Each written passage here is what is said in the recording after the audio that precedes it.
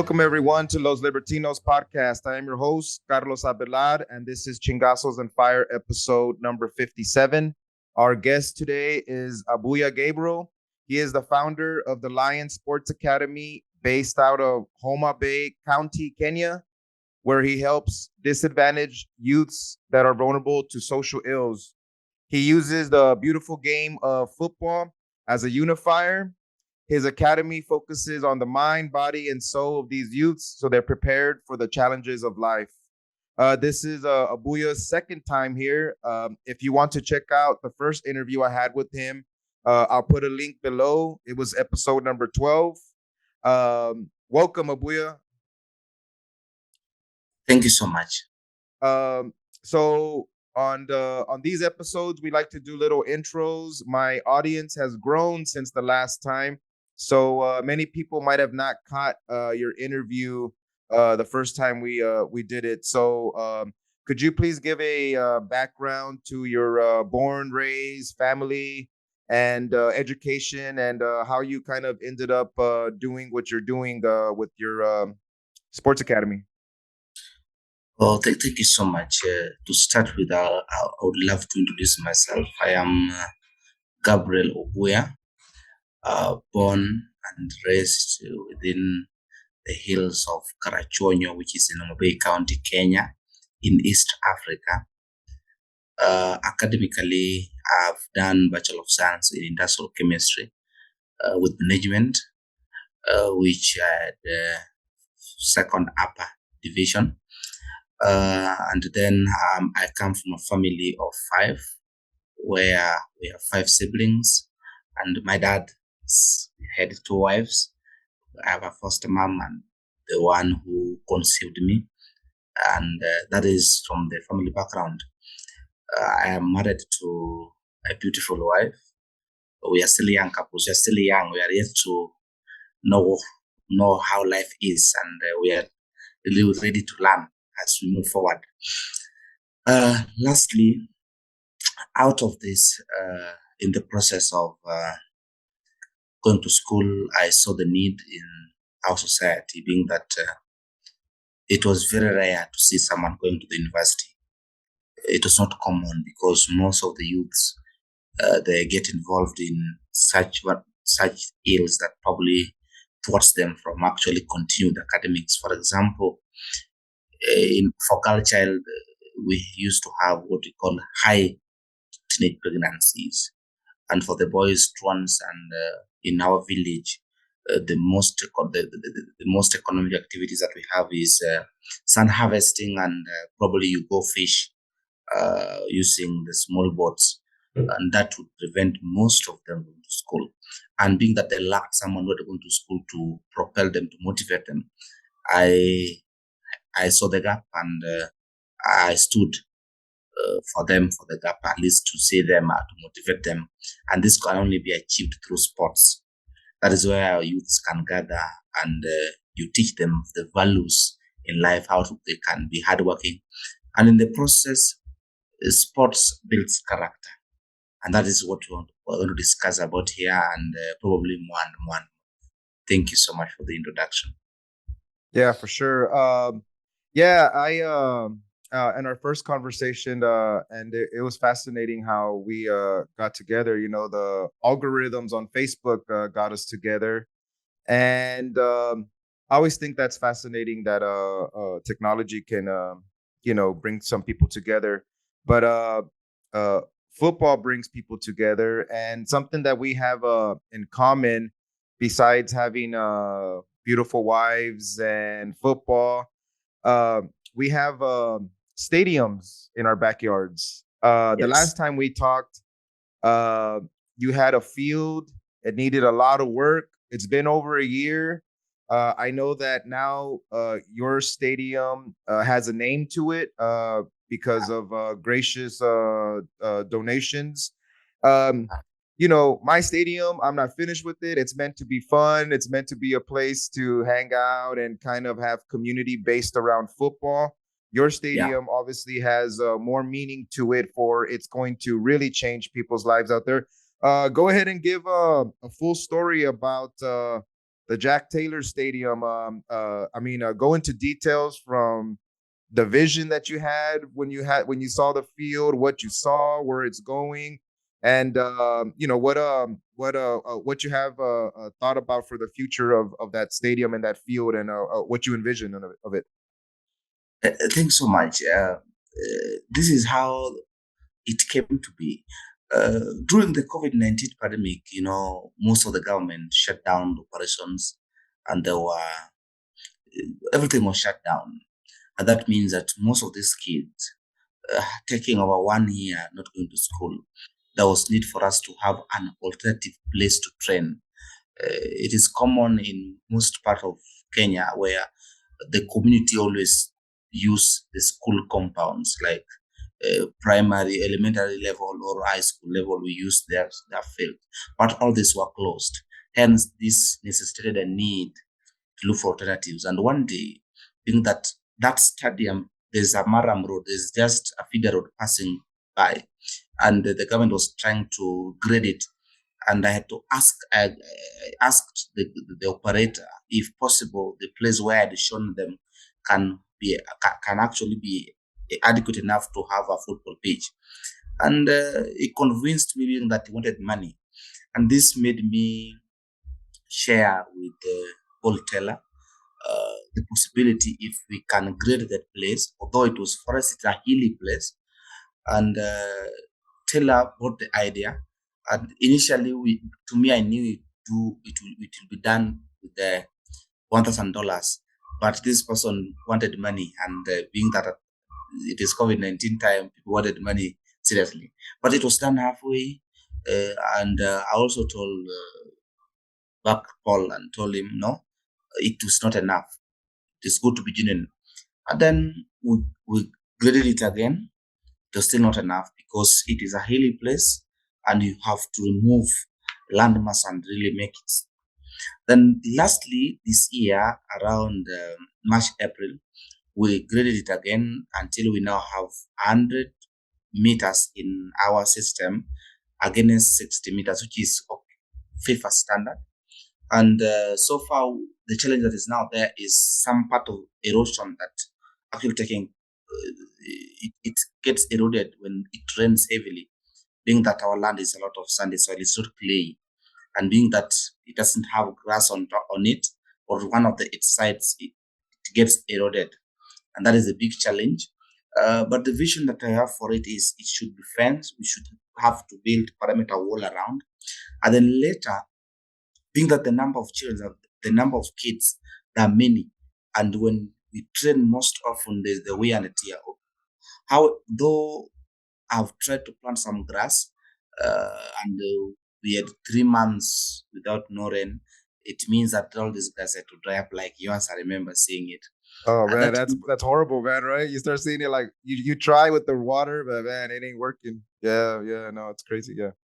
Yeah, and on our side, there's still no water. We have to walk a big distance to get water. If only we'd sunk a borehole to get it, but no, that's another expensive thing. And the vision is to fence it, but have a turf. Artificial grass is the most effective, at least when there's use of it. When you're using most often, it not tear and wear like the natural grass. That is the vision we have. And in the process, having the stadium, you see which sometimes I will I know questions are coming. I will say primarily the vision is to make it artificial turf with lighting system. However, we still don't have electricity coming in. That's another challenge within the area. But we are hoping as time progresses, things will work out. Okay, that's awesome, man. So you want the artificial turf with some lighting on there to be able to play in the evenings, and yeah, the turf is going to allow you to get use of it 24 hours without having to concentrate on trying to upkeep the. Yeah, I'm trying to do turf out here too. I try to do grass, and we had a drought, but man, again, like I have water hoses and all that stuff, and I still couldn't keep it. So I mean, it's way different from the challenges that you have. But over here, what I'm gonna end up doing is the high schools here, they have turf, and because they have taxpayer money, they get rid of their turf faster than the life that it would have. So there's Yeah. companies out here that sell used turf, and I think I'm gonna go down that road. I just need to convince the wife that if she could let me keep going with my vision. But Yes. the idea of a vision is important here. I know when my wife and I saw our home, the field in the back was just shrubs and trees and weeds, and but I remember when I saw it, I Mm. instantly I said the stadium right here. I mean, I don't know how I'm gonna do it, but I just saw it. Yeah. Even though the stadium is a physical representation of a vision that you have, what is like the kind of the mental, like the I guess vision that you have for the kids that come through the academy? Thanks so much. You know, uh, for the first episode, I tried to explain it. There is this say that when you try to solve a problem, you create another problem. You try to solve a problem, there's another problem you're getting the same at the same time. When I was trying to solve a problem of bringing the kids together to teach them, and I put a lot of emphasis on academics, it reached a point where now they were leaving primary school, that is elementary school to high school, and you realize that now school fee, being that most of them, the parents are unable to pay. They can't pay. They can't even, some of them, even food is a problem. Now, after solving the problem of them coming in to go to school, now they have the urge to go to school, but where's the school fee? That means in the process, school fees are a factor. I have to motivate them to go to school, but how will they go to school if they don't pay the school fee? They'll be chased away from school as it has been happening. That means, therefore, we had to start looking for people who can stand with any kid. Someone can stand or sponsor a kid for 4 years with the high school fee. And after that, after solving also issue of school, or realize that there's exponential increase in the number of kids coming to the academy, knowing very well that after the end of the tunnel, there's something good that might come out because of the school program, which now I've created another problem of having to look for resources, which is not there. To mobilize resources is very difficult as we speak. Number three, for sustainability with a vision, if I would have artificial turf, it means that those who can hire, it's a place which on the hill you see the lake, very nice. There's the good outlook. If you have the photos, you'll see how the hills surround it. And if once that artificial turf, it can attract many people to come play, and people they can pay, which can sustain the academy in the process. In addition, I've the vision of, if it is possible, God by God's will, that we build a school now. Instead of these kids going to suffer being chased away from school, we should do now have our own high school that will accommodate the kids and employ teachers, which for the kids they won't pay, but for those coming away from far away from the society, it means that they will pay to sustain the process. It means I'm looking at it in another way, that in another 2, 3, 4 years, if it's God's will, uh, we'll have a sustainable system that if you have a school now, most school fees can be paid. At least the school can sustain the process. And then with the increased number of kids, now we have another problem to solve. Problem of employing coaches, problem of making it uh, for the kids to always go and play for more experience. But you see, it's also difficult. Logistics, transportations, it is something that now we have to look on mechanisms, modus operandi, on how to solve also the same problem. Yes. Wow, man, that's you know what, that's beautiful, man. That's they're problems, but man, Mm. they're I'm very jealous of you that I got my own problems, and I know those are problems to you because you're like, man, how am I gonna do all this? But it Yeah. is kind of I'd like to have those problems too, where if it was about figuring out how to attract people to your academy, the stadium, Hey, now I have students, now I have people that are from the city that might have some more funds. They see a nice artificial stadium, they're gonna, maybe I can bring some of their capital in to Yeah, all this type of what you're saying is it's interesting and fascinating. It's very capitalistic, really. It is, it's capital. You got to figure out how you're yeah, going to yeah, use all these funds. So yeah, then when I was hearing you speak here, there's this movie called maybe you've seen it. It's like about baseball, and I haven't seen it in a long time, but it's called Field of Dreams. And I think one of the sayings is like, if you build it, they will come. So like it almost means like your stadium is a integral part into attracting funds that come naturally from the commute or from the city or the community, because there's going yeah, to want to be some players or people that want to play on that type of facility, yeah, right? So yeah. the stadium becomes the magnet, right? So if you build it, they will come. So yeah, this is why it's very important, for anybody that's listening that finds this fascinating, for sure to find out how they can help you out.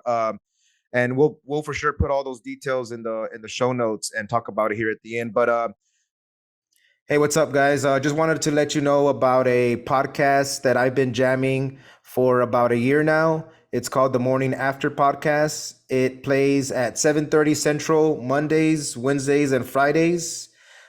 Justin and the crew, Matt, Dag, and Clyde are my gringo homies. That man, they put a cool spin on the topics of the day. Um, they It's meant to be a light show with serious topics, but they put their gringo spin on it. And yeah, I mean, for sure, it's a little edgy. If that's not your vibe, uh, don't check them out. But if you like to have a laugh and maybe catch me on the chats there, for sure tune in to the morning after podcasts. I'll put a link at the bottom. Please go hit subscribe on them, check them out, and support our sponsor. And see you there. If somebody decides to donate and all that, how does the internal management or the fiduciary part of like how you manage donations, so that way kind of give a feel for that too for anybody that's listening, because just like anything, they want to know, hey, how is the money spent, how do the funds work, who, you know what I'm saying, like all of that, because I think it's important too to talk about some of that. Yes. The academy has a structure. The founder, yes, and from the community level, we have the chair, we have other posts that deals with the management. And now this depends on the figures, also the number. For example, those who are able to donate 30, that going upwards. And we have not received very huge donation that requires a lot of paperwork and so forth. But all those things we are ready if such a thing happens. But most of the time we always get it from well wishers. Someone may just decide, no, I'll send you 20, and most of these things goes to directly to what we call the recurrent expenditure. Like sometimes for the kids in Nairobi, they have to eat. Kids in the village, they have to eat. They have to go to the game. It means that most of this goes to recurrent expenditure. However, for such projects now, like parameter wall being built, the stadium being built, that requires now another different angle of management of the funds, because that will also require the government intervention a little bit for them also to see what is going on, and really, because now the banking will also be involved. That is how it is managed. But as we speak, I can say the management as we are going onwards, it is like I can say hand to mouth. A lot of things to be done, but with little resources. Therefore, it, it pay how we based on the immediate priorities. Yes. Perfect. Is there other similar type of academies in the greater area that you're in, or is your team, or like how do other teams organize? Is it based on, like you said, villages, churches? What is the structure of the of the leagues, or I know that you guys get into tournaments. Like, what is the structure of the football leagues, or the organization that governs that? Can you give a little bit of that too? I'm interested on that front. Yes, there is the FKF. We call it Kenya Football Federation, FKF, that is sanctioned by the FIFA, and they have different leagues level. We have the Super League, we have the Premier League, we have even the lowest level County League, and sub-county league going upwards. However, in Kenya, they have not started the elite league, the cadets, the young ones. Though we are pushing for it to start, at least to also equip these kids as early age to have a lot of techniques, skills before they go to the higher level. And for Lions, we cannot go for these games with no resources. We try. That's why most of the time we work on tournaments which are around. We try to make sure that we play, we go for friendly matches. But this continuous game that we can go every day becomes difficult. That is why I had to look for an alternative academy in Nairobi that can really host some of the boys who have graduated from the younger age to have a place to play before they go to school. Because some of them also lack school fee to go to college. Therefore, there's this academy in Nairobi where I have 5 boys. They go also, they get more advanced training as these young kids also get trained down in the village. But if we'll have sponsorship that is sustained, that is regular and predictable, we will jump into these leagues as we try to actually have what we call as we try to go upwards to the top level. That can only be done if we have predictable and regular sponsorship.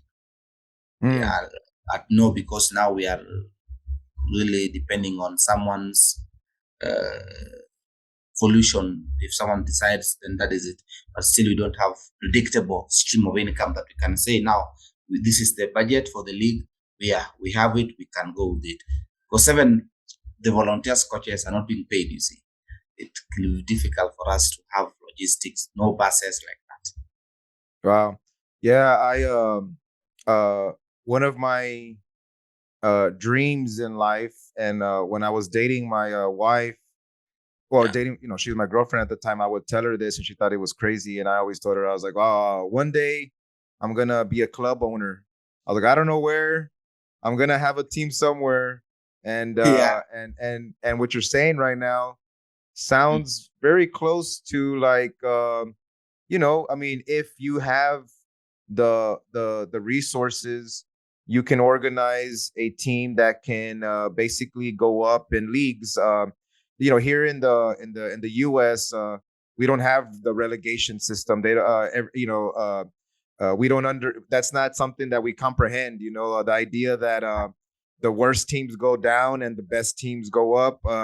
yeah, Just that doesn't calculate here. But I'm someone that you know advocates for that in all kinds of sports, because I think it gives a better product to the viewer, that that they're always watching the best play.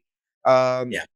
how have you guys done in tournaments against other teams? Like, like, what are you seeing from your teams, that the good parts and the bad parts, where you feel that you can improve?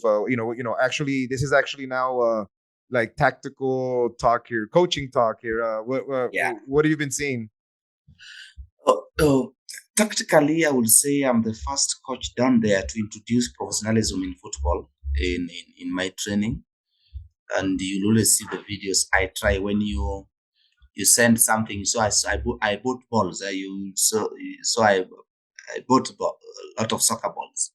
For the younger age, it is good for them to have the taste for the ball. They need to have call technique, body to ball. Uh, the relationship must be increased, and therefore when I introduced all this kind of trainings, professional kind of trainings with a lot of uh, reading, and being that now I'm learned and I'm able to grasp and read and comprehend what is being done. Uh, all tournaments I've ever played, there are many. there's no tournament we have ever been beaten apart from either in final or in penalty shootout. My defense has been very solid because I produce good players. I have to say this. The players are good because I've taken time 4 years training them. Technically, they're good. And then tactical aspect of the game, I understand all style of play, principle of play. I can change. I love tiki taka. Sometimes I can embrace other kind of tactics, physicality also in my training. But most of them, I love the magical way of how someone is able to express himself on the pitch.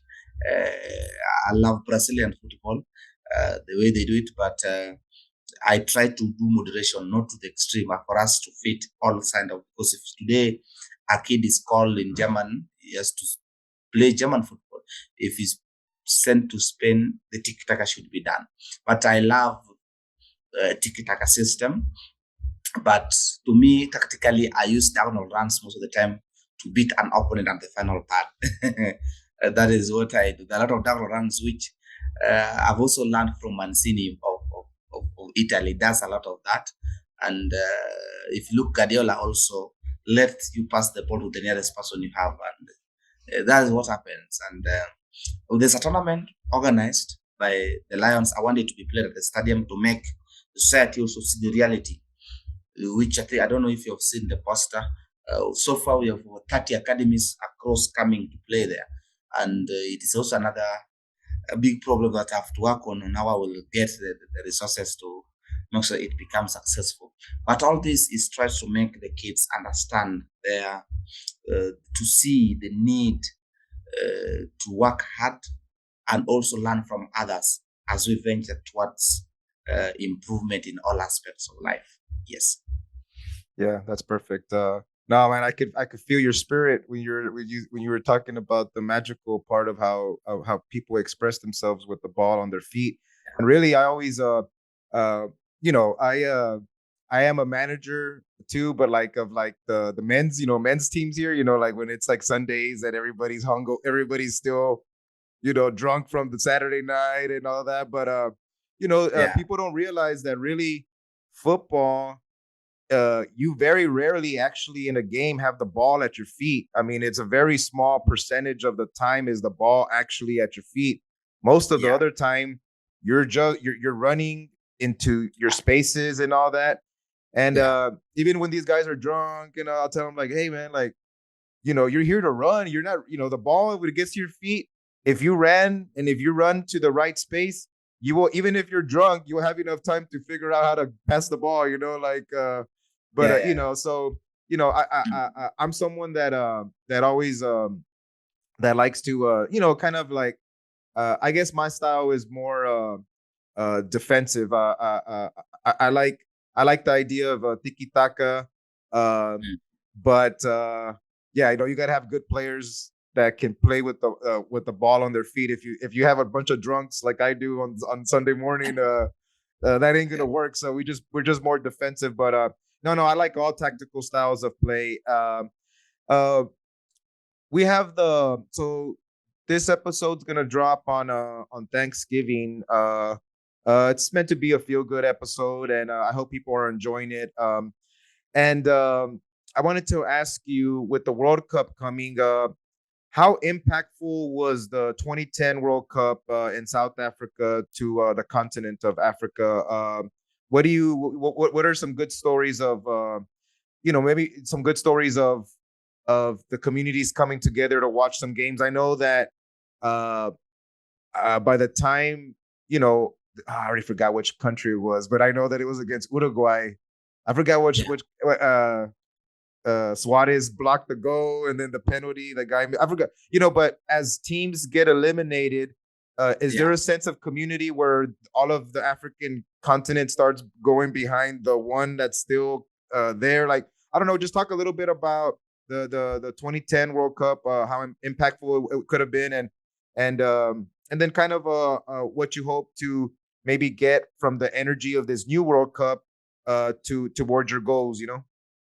Hey, what's up, everyone? Just wanted to tell you about our sponsor. It is Paloma Verde CBD from palomaverdecbd.com. It's a small business that my wife and I own. And we want to tell you about some new products that we have. Well, especially one. Check it out.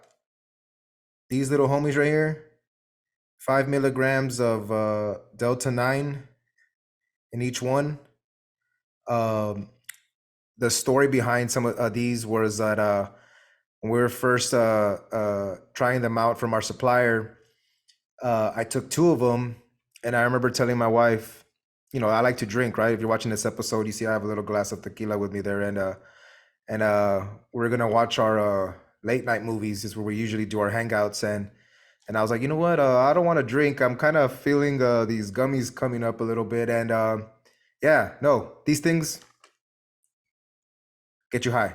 Okay, so get yourself some of these for sure. And then that's funny. And then when we had them, we were just going at a party, right? My wife's party about a month ago. And everybody that wanted some got some.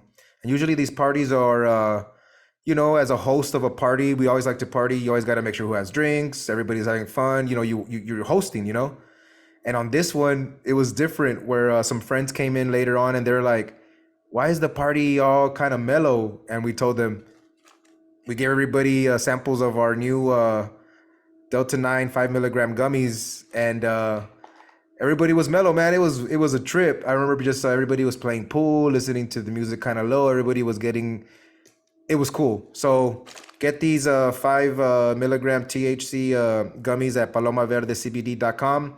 Use the promo code Chingasos, CHINGASOS, for 20% off of your order, and support the show and small business. Thank you. Yes, I remember I was a little bit young, but not young. I was in high school by then. It was quarterfinals between Uruguay and Ghana. That's right. And that was the only African country that was still there in the quarterfinals because most of them had been eliminated. And we believed that Ghana would do something, would apply all what they have, magics and tactics and everything to get into semis. But now it is still regrettable, and I think some of the people do not love Suarez. Even when he was in Liverpool, some of them know what Suarez did, handling the ball like that when it was about to score. Then Ayu, no Gian, it was the guy who missed the penalty was called Gian. He was the captain Gian. It was something that really it happened. That is football, but there's something that I also need to add. All the players that Ghana had, they had the opportunity to play while they were young. There's an academy in Ghana called Emerging Stars. I was doing a research on that. It's like you can never play football unless you started when you were young to have contact time with the ball.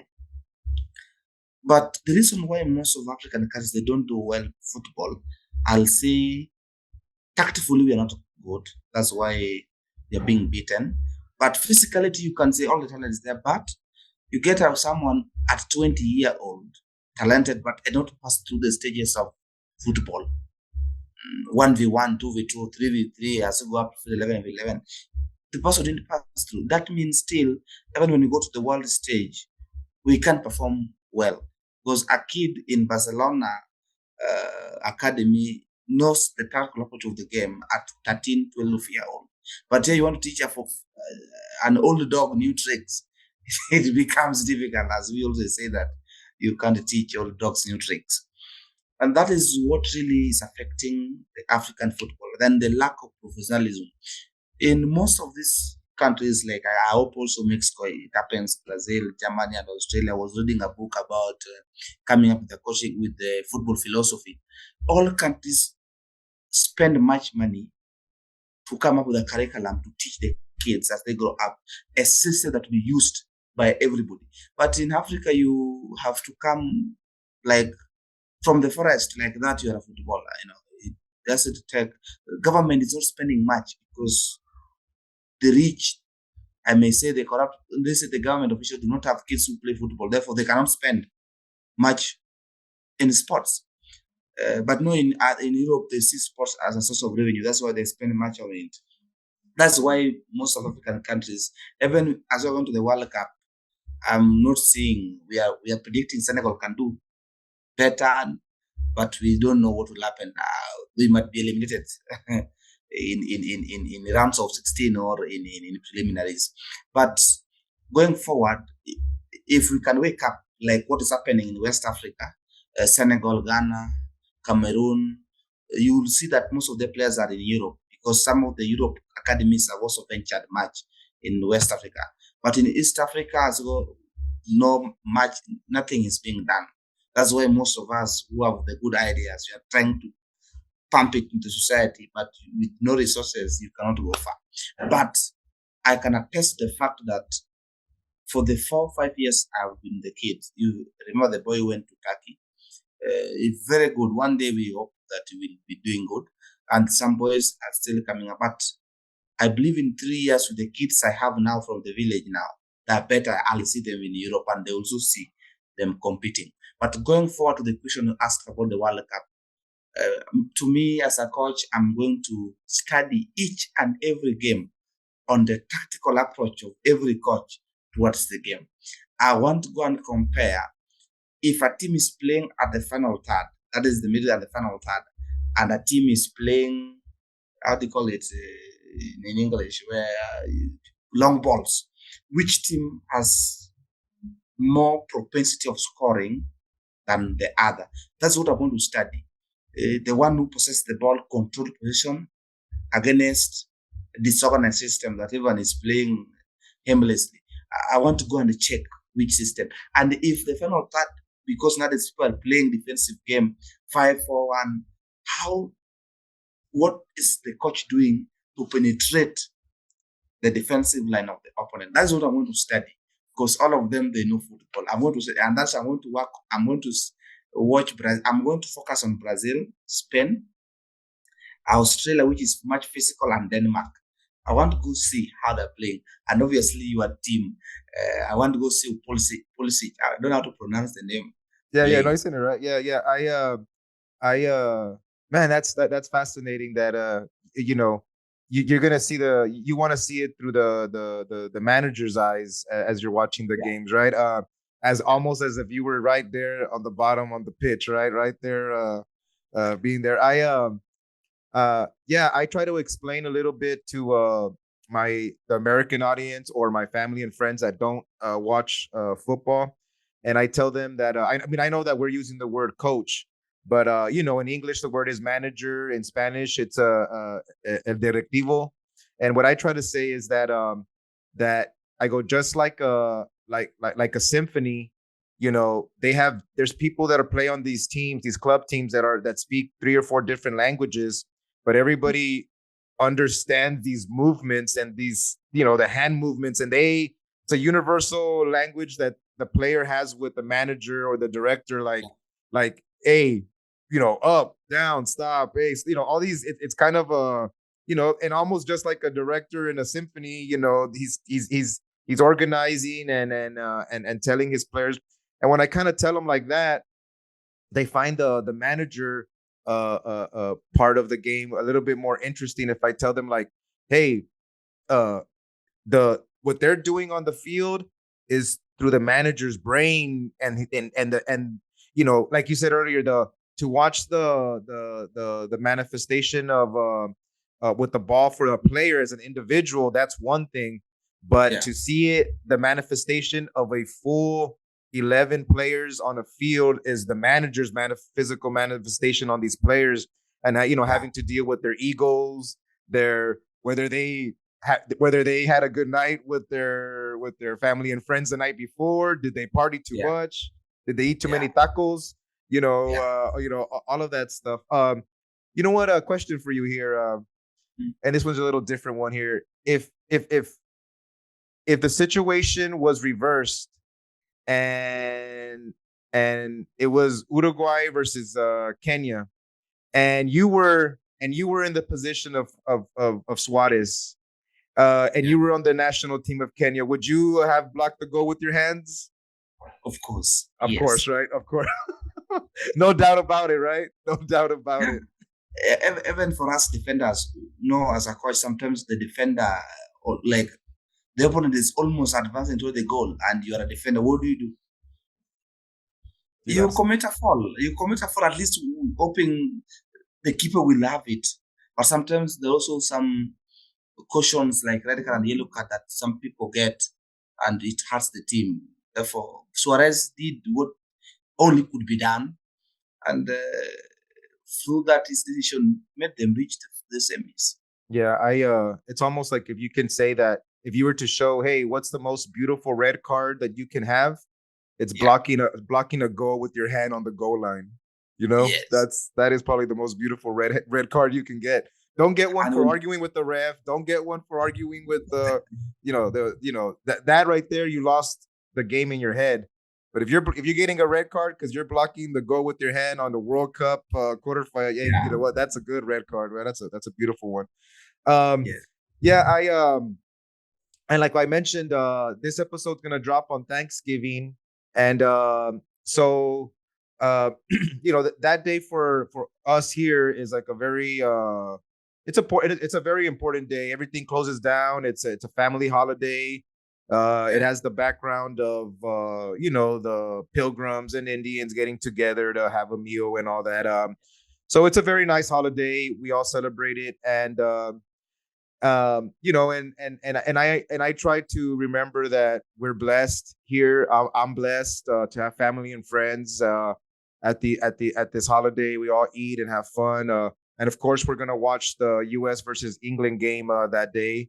yeah, Besides wanting to know your prediction for that game, can you kind of speak to what you're grateful in life? What are the things that you're most grateful for, and speak about the people that surround you that are impactful in a positive way that help you in your everyday struggles and stuff that kind of help you get through the day here. yeah. Uh, I will have to be first grateful to God for having given me life. I don't take it for granted, being that I've seen friends, peers, age mates going to rest with the Lord. But here I am alive to impact lives. Therefore, I'm much grateful for the Creator of heavens and earth. Number two, I'm grateful to my dad, who probably is down with stroke. He can't talk, he can't walk. But for having shown me the way, even though he could not manage to pay the school fee, but he tried his best to make sure that the family was intact and to see us alive in that time, in those times of hardship, and made me go to school. At least now I'm learned. I also have to thank the two mothers I have, also, obviously, for also taking care of the boys and the kids. It is difficult to be having sometimes 30 kids in your house, you're feeding them, and they're not your kids. I have to thank them because Lion Sports Academy is a success because of them, because they embraced it as theirs. And I have to thank also my brother, who is also a co-coach. In my absence or when I'm away, he's the one who takes care of everything. Even as we speak, he's the one now in up country taking care of even the stadium itself. I also have to thank the volunteers who are within the Lions Sports Academy family, who have volunteered their time and resources also to help me advance all these ideas together with the kids. And I also have to thank all those who have contributed either through advice, through support, through prayers that Lions Sports Academy can be. And that goes to also Paul Taylor, who made this thing. I had the vision, but I didn't have the audacity and the wherewithal to continue. But he's the one who started buying it. He's the first person to buy a uniform that is black. I'll show you them. And that is how it's catapulted into something else. And I have to thank all those who have supported Lion Sports Academy. I'm very grateful because they sacrificed what they've worked hard for. to see the kids also enjoy and eat. And I also have to thank you for the platform you have given me. I'm very grateful also too. And all in all, I also thank my wife for the support. Another loving, generous lady. I thought I would not get another one like that. But now my family is full of generous people and kind people who understands. And even the boys, for the sacrifice they have, the older boys who should go to college, but yet they have not gotten the school fee. I'm praying to them that also God may see them through, even as they play, as they strive to be professional in their career. I also thank them for the great sacrifice and the patience they have for me. And that is what I can say. Okay, U.S. versus England. What's gonna be the score line? Is it the first game? It's their second game in the group play. I think they will have a draw. What's the score line? The best I expect is 1-1 or 0-0, and I have my reasons to this out because I've seen England play.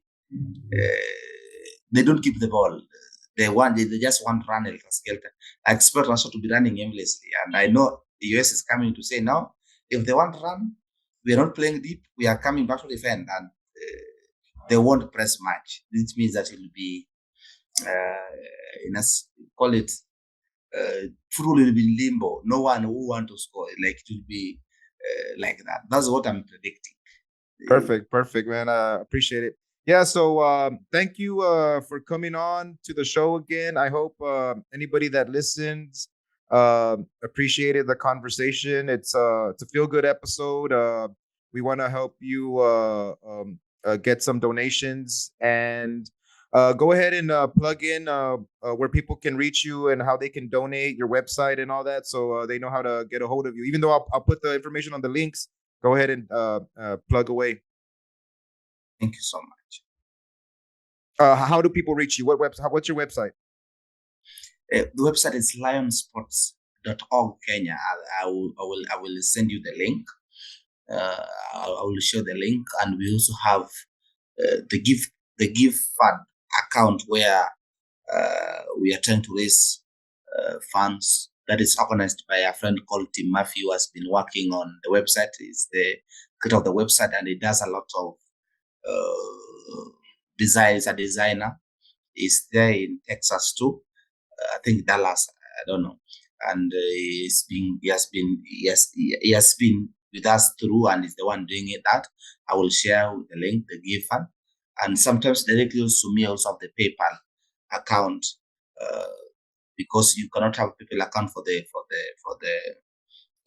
academy in Kenya. You must have your own ID. That's why I'm still using mine, which is obuyagabrielouma at gmail.com, which also probably you also have there. You'll share. Yes, but for now, for the advanced stage where we have to use bank-to-bank transfer, that means that now we'll have to provide the bank details. Yes. Fair enough. Okay, Yes. thank you, Gabriel, for coming on, and we'll stay in touch for sure. I know we talked sometimes. I might give you a call every here and then, and we talk a little football on the phone. So you're going to be getting some of my calls this month coming up during the World Cup. So be ready to hear a little bit of me, and we'll talk a little tactical stuff. Thanks for coming on, and I'll catch you, okay? Next time. Peace. Thank you so much.